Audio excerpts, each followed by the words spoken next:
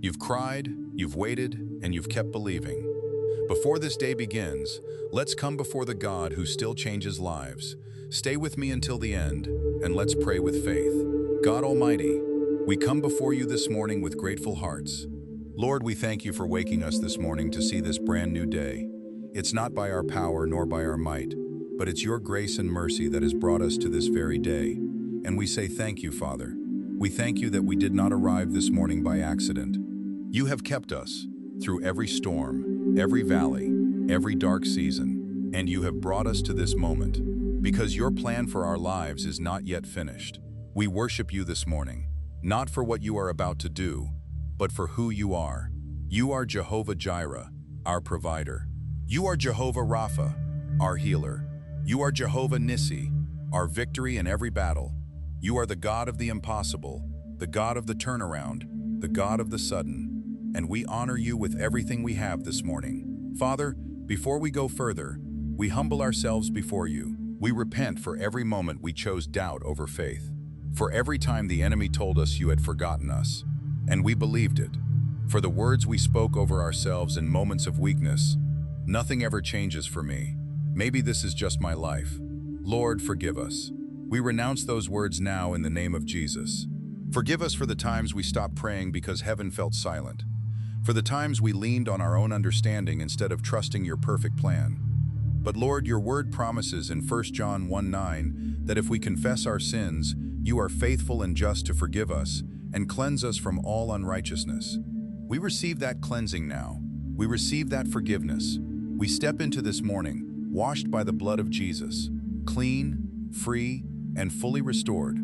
The blood of Jesus speaks over us this morning, louder than our failures, louder than our regrets, louder than every accusation of the enemy. We are forgiven. We are clean. We are ready. Father, we come to you this morning as people who need a story change. Not a small adjustment, not a minor improvement, a story change, the kind that makes people look at our lives and say, only God could have done that. And Lord, we know you are a story-changing God because we have seen you do it before. You changed the story of Joseph. He went from the pit to the prison, and from the prison to the palace. What his brothers designed for his destruction, you used for his destiny. What was meant to bury him became the very thing that elevated him. You changed the story of Ruth, a widow, a foreigner, a woman who had lost everything, and you gave her Boaz, restoration, and a legacy that stretched all the way to the lineage of the Messiah. You changed the story of the woman who had been bleeding for 12 years. 12 years of suffering, shame, and closed doors. And one encounter with you made her completely whole. You changed the story of Lazarus, not just sick, not just dying, but 4 days dead, and you called him out of the tomb. Lord, if you could do it for them, you can do it for us. So we declare this morning, our stories are not over. Whatever feels like it is in a tomb, we declare resurrection power over it right now. Whatever dream has been buried under years of disappointment, we declare it is coming back to life. Whatever door has been shut, we declare that the God who holds the key of David is about to open what no man can close. Revelation 3:7. What he opens, no one can shut. And this morning, Lord, we are asking you to open. Open the doors. Open the windows of heaven. Open the way where there seems to be no way.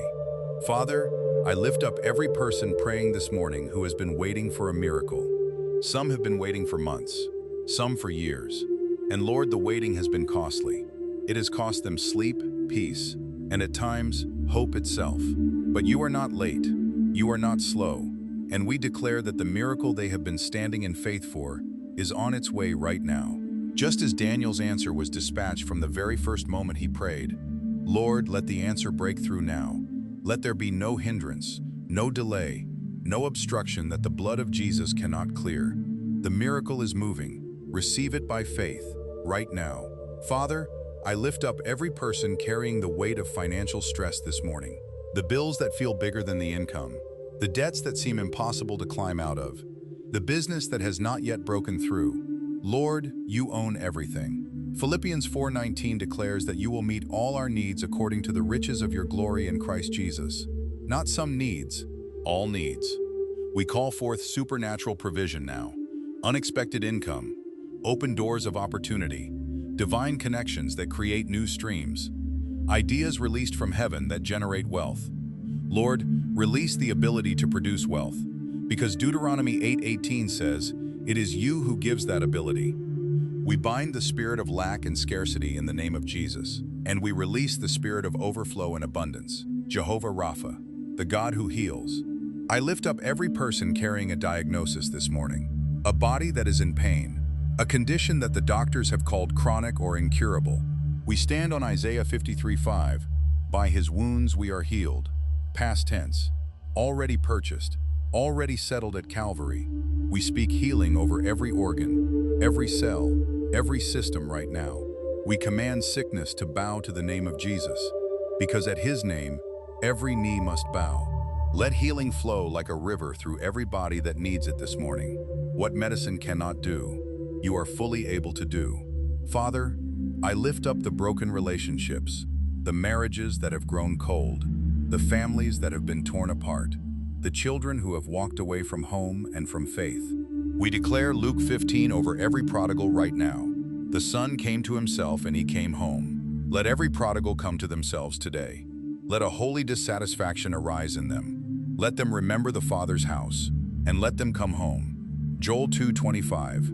You will restore the years the locusts have eaten. Restore the lost time, Lord. Restore the lost love. Do what only you can do. Father, Ephesians 6:12 reminds us that we do not wrestle against flesh and blood, but against spiritual forces of darkness. So this morning, we take up the full armor of God and we go to war. In the name of Jesus Christ of Nazareth, we pull down every stronghold of doubt, fear, depression, and hopelessness that has been built up over our minds. 2 Corinthians 10:4 declares that our weapons have divine power to demolish strongholds, and we demolish them now. We bind every spirit of delay that has been holding our breakthroughs hostage. We bind every spirit of confusion sent to cloud our minds and distort our discernment. We bind every generational curse, every cycle of poverty, sickness, broken relationships, and failure that has run in our bloodlines. We declare it stops here. Galatians 3:13. Christ has redeemed us from the curse. We are free. We lose the angels of breakthrough. We lose divine favor, supernatural acceleration, and kingdom advancement over every area the enemy has tried to shut down. Psalm 91. No weapon formed against us shall prosper. Every arrow fired is broken before it reaches us. Every trap set for our feet is uncovered before we walk into it. The enemy thought he had the final word over our stories. He does not. God has the final word. And God says, breakthrough. God says, healed. God says, restored. God says, free. Father, we declare the new story over our lives right now. We speak it by faith. We say what you say. We declare that the chapter of lack is closing, and the chapter of abundance is opening. We declare that the season of tears is ending, and the season of joy is beginning. We declare that the years of being overlooked are over, and the years of divine recognition are here.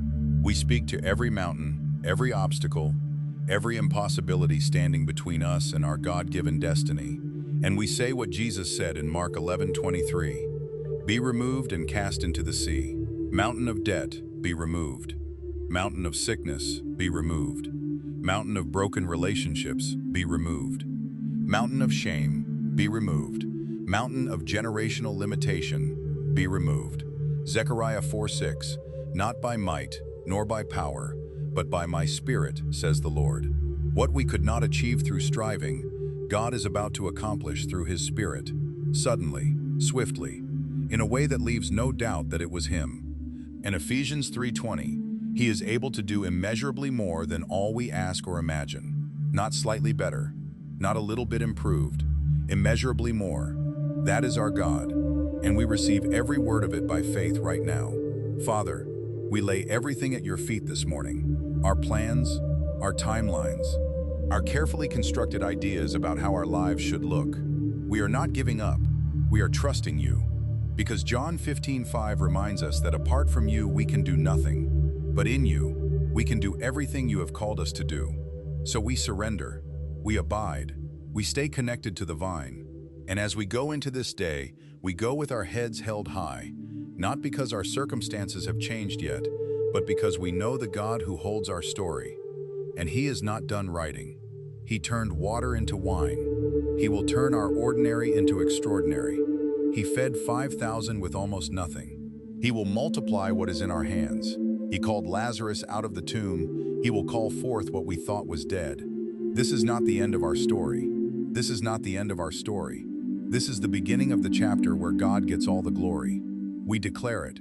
We receive it. We walk in it, beginning today. In the mighty, miracle-working name of Jesus.